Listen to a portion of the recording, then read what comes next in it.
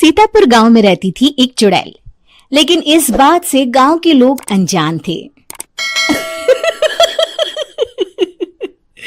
जब तक पूरे गांव की एक एक औरत के गहने मेरे पास नहीं आ जाते, मैं इस गांव को छोड़कर नहीं जाऊंगी, चाहे इसके लिए मुझे लोगों को गायब भी क्यों ना करना पड़े। दूसरी तरफ गांव की औरतें बात कर रही थी। अरे सुन रही हो, ये देखो, मैंने कल ही नया हार बनवाया है सोने का, कैसा लग रहा है? बहुत ही अच्छा है ना। पहले तुम पहनो, फिर शादी में अपनी होने वाली बहू को दे देना। और क्या, सोने चांदी का यही तो फायदा है, जितना पुराना उतना महंगा। लेकिन एक एक पैसा बचाकर ये लेना सच में बहुत मुश्किल हो रहा था मेरे लिए। तभी वहां पहली का पति आ जाता है। गांव में एक औरत के घर के सोने के सारे गहने चोरी हो गए। लोग बातें बना रहे कि गांव में कोई चोर घुस आया है जो घर की कोई चीज को हाथ नहीं लगाता, पर सिर्फ सोने के गहनों को ही चुराता है। अब तुम ना अपने ये गहने संभाल कर रखना। हे भगवान, ये क्या बोल रहे हैं? ये तो वही बात हो गई कि गांव बसा नहीं और लुटेरे पहले आ गए। दूसरी तरफ गांव के ही एक घर में रंजना रहती थी। उसके पति का गांव में चाउमीन का ठेला था। एक दिन उसके घर में एक औरत आती है। अरे रंजना, तू गांव में नहीं है तो सोचा तुम्हें बता दूं। गांव में बात चल रही है कि गांव में एक चोर घुस आया है जो घरों के सोने के गहने चुरा लेता है। अरे मैं तो सिर्फ ये कान की छोटी सी बाली ही सोने की पहनती हूँ, बाकी गहने तो मैंने गांव के बैंक में लाकर रखे हैं। ये क्या होता है? ना बाबा ना, हमारे गांव की औरतें तो गहने अपने पास ही रखती है। जब कहीं जाना हो तो बस अलमारी से गहने निकालो और पहन लो। दूसरी तरफ एक औरत हाथ में टोटके वाली छोटी सी गुड़िया लेकर घर में चली आती है। अरे कोई है? घर की औरत है क्या? क्या है ये गुड़िया? ये कोई ऐसी वैसी गुड़िया नहीं है, ये जादुई गुड़िया है। इसको घर की अलमारी में रखना। अगर तुम्हारे घर पर किसी की बुरी नजर होगी तो रात भर में ये पतली सी गुड़िया मोटी हो जाएगी। मैं कल आकर ये गुड़िया ले जाऊंगी और तुम्हारे घर की सारी बुरी नजर छूट जाएगी, समझी? अरे वाह, ये तो बहुत कमाल की गुड़िया है, दे दो। कितने की है एक? अरे नहीं नहीं नहीं, ये फ्री की है। मेरा काम इस पूरे गांव को बुरी नजर से दूर रखने का है। हाँ।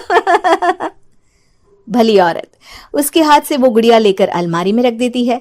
लेकिन अगली सुबह जब वो उस गुड़िया को देखती है तो पतली सी गुड़िया मोटी हो चुकी होती है। हे भगवान, ये क्या? किसने मेरे घर को बुरी नजर से बांध रखा था? तभी वो गुड़िया वाली भी आ जाती है। मैंने कहा था ना, घर पर बहुत ज्यादा बुरी नजर है। लाओ, ये गुड़िया मुझे दे दो। औरत वो गुड़िया उठाकर उसे दे देती है।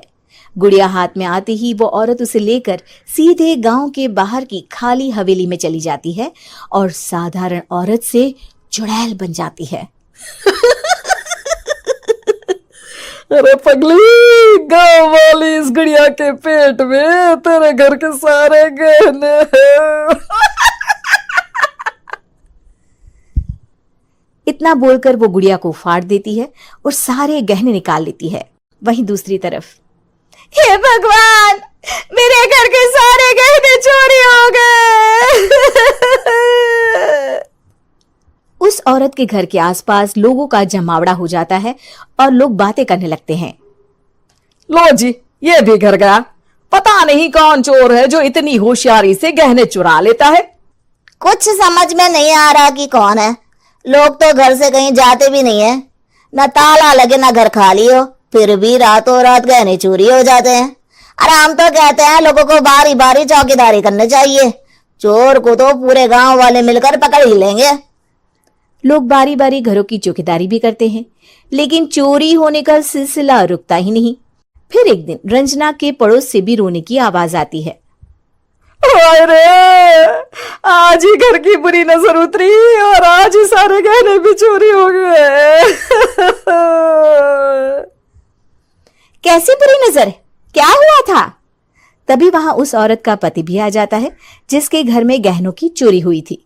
हाँ, मेरी बीवी ने भी किसी गुड़िया को घर में बुरी नजर उतारने के लिए रखा था, लेकिन अगले दिन गहने चोरी हो गए। अब रंजना को कुछ कुछ बात समझ में आ जाती है। वो गांव वालों से कहती है, देखिए अब आप लोग चिंता ना करें, जल्द ही चोर पकड़ा जाएगा। उस नजर उतारने वाली गुड़िया को आज मेरे घर कोई भेज देना। फिर क्या था, चुड़ैल को लोग रंजना के घर भेजते हैं। पहली बार देखा है कोई खुद लुटने को तैयार बैठा है। तो तू है जिसे घर की बुरी नजर उतारनी है? ये ले गुड़िया, ये सुबह तक मोटी हो गई तो समझो तुमको और तुम्हारे घर वालों को नजर लगी है। हाँ हाँ, मैंने काफी सुना है। तुम ये गुड़िया मेरे घर छोड़ देना।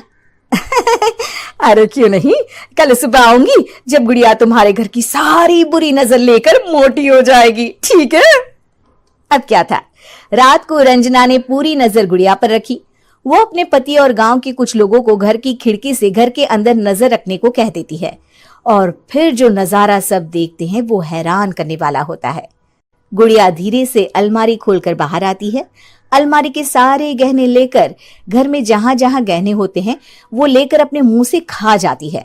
वो जितने गहने खाती उतनी ही मोटी हो जाती और फिर अलमारी में बंद हो जाती है। गांव वाले डर के मारे वहीं बेहोश हो जाते हैं। लेकिन सुबह जब वो औरत गुड़िया लेने आती है, रंजना उसका सामना करती है। ये देखो, गुड़िया कितनी मोटी हो गई है। लगता है मेरे घर में बहुत लोगों की नजर लगी है। लाला, ये गुड़िया मुझे दे दे। अरे बहुत कीमती गुड़िया है ये। तेरे घर की सारी बुरी नजर मैं गांव के बाहर वाली हवेली में फेंक आती हूँ। शाम को फिर लोगों के घर इसे लेकर जाना है ना। इसमें तो मेरी जान बसती है, जान।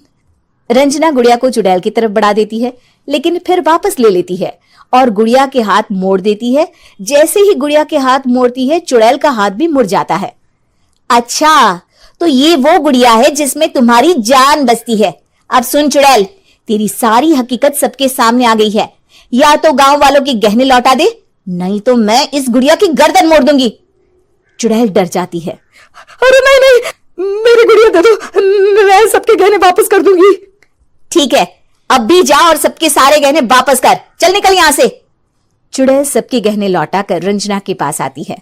ला दे मेरी गुड़िया रंजना, इसके अंदर के गहने निकाल ले, लेकिन गुड़िया वापस दे दे।